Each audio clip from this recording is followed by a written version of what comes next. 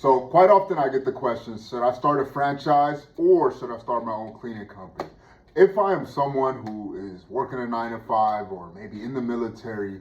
or I have a job already or something that's keeping me occupied already, and I want to just crack open an additional stream of income, or I want an easier route to get into business, I want a different investment vehicle to bring me some income,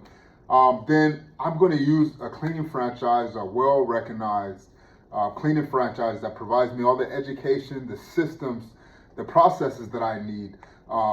to get a jump start in business and make some additional income while doing so. I'm going to go the franchise route. But if I have the time to invest, maybe I'm still young and I am working 8 hours, but I still have another 8 hours that I'm willing to invest into my own self, into my own company, into my own education, then I'm going to go that route. I'm going to start it under my own brand, so I'm not getting killed in fees, so I'm not getting limited to what someone else wants to tell me to do. And I'm going to trust in myself, trust in God, and build up my own company. Now, there is a third option, which going back I would have done, is hire a consultant, someone who truly knows what they are doing, who's going to be able to give me a greater return on my investment, starting up a company under my own name. Now, of course, many times that's frowned upon because there's so many watered down coaches in the industry. So in that case, you may want to stick with one of the first two, depending on your situation.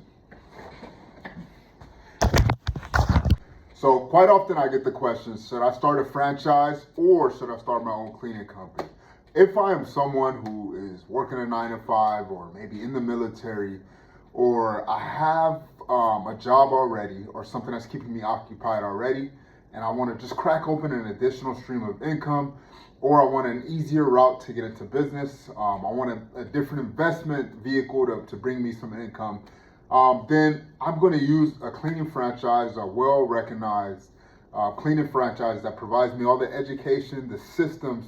the processes that I need